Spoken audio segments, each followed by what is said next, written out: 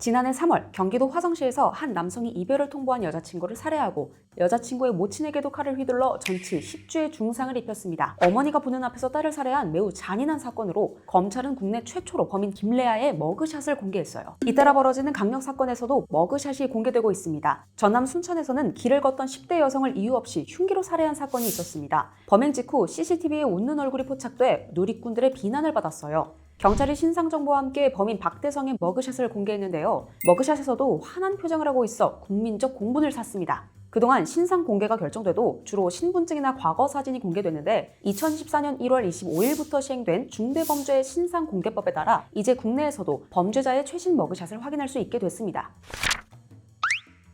머그샷은 익히 들어보셨을 겁니다. 머그샷은 체포된 범인을 촬영한 사진을 의미하는 은어예요. 정식 명칭은 폴리스 포토그래프입니다. 머그가 손잡이가 있는 컵이라는 의미도 있지만 얼굴에 속된 표현을 의미하기도 하는데요. 18세기 유행한 얼굴의 속어로 사용된 데에서 유래됐습니다. 머그샷 하면 떠오르는 나라인 미국은 범죄의 종류, 가해자의 국적과 상관없이 경찰에 체포될 경우 머그샷을 촬영하고 공개합니다. 미국에서는 음주운전만 해도 머그샷을 찍는 거죠. 그래서 로버트 다우니 주니어, 저스틴 비버, 빌 게이츠 등 이름만 대면 알 법한 유명인들의 머그샷을 그리 어렵지 않게 찾아볼 수 있죠. 도널드 트럼프의 머그샷은 굿즈까지 만들어질 정도로 화제였죠. 프랑스 역시 마찬가지입니다. 2006년 서울 반포동 설해마을에서 갓난아이를 냉장고에 유기했던 프랑스 부부의 얼굴이 국내에서는 공개되지 않았지만 프랑스에서는 부부 모두 공개됐어요. 영국도 신상 공개를 제한하는 법률은 따로 없어 기소 전에는 피의자의 나이와 거주 지역은 공개할 수 있고 재판에 넘겨진 이후에는 별다른 이유가 없다면 실명을 밝히도록 합니다. 일본에서는 언론이 범죄 사건을 보도할 때 실명으로 보도하고 있어요. 하지만 한국은 2010년에야 강력범죄 또는 성폭력 피의자만 신상 공개에 대한 법적 근거가 마련됐어요. 이마저도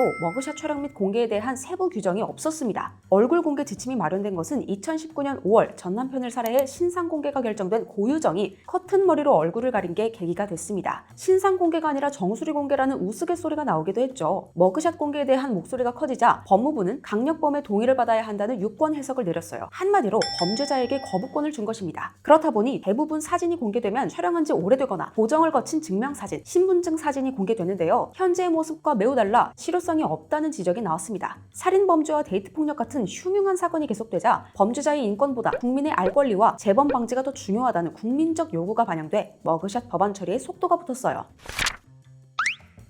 결국 지난해 1월 25일 수사기관이 중대범죄 피의자의 머그샷을 강제 촬영할 수 있도록 하는 중대범죄 신상공개법과 시행령이 함께 시행됐어요. 머그샷 촬영 대상자의 모습은 신상공개 결정일 전후 30일 이내여야 하고 검찰총장과 경찰청장이 지정한 인터넷 홈페이지에 약 30일간 공개합니다. 기존에는 대상자의 동의가 필요했지만 이제는 동의 여부와 관계없이 가능해진 거죠. 머그샷 공개 범위도 넓어졌어요. 기존에는 강력범죄 또는 성폭력 피의자에 한정됐지만 내란, 외환, 폭발물 사용, 조직, 마약범죄, 아동대상 성범죄, 중상해, 특수상해, 현주건조물, 방화, 치사상이 추가됐습니다. 이제는 시민들을 공포 속으로 몰아넣는 범죄 용의자의 얼굴을 알 수 있게 됐습니다. 다만 잘못된 정보가 유출될 수도 있고 무죄 추정 원칙을 위반한다는 우려도 나옵니다. 용인 이모 부부의 조카 학대 사망 사건, 제주도 유명 식당 대표 살인 사건 등은 피해자 가족이나 무관한 인물에 대한 2차 피해가 우려돼 머그샷 비공개 결정이 나기도 했습니다. 머그샷 공개만이 범죄율을 낮추는 답이라고 할 수는 없습니다.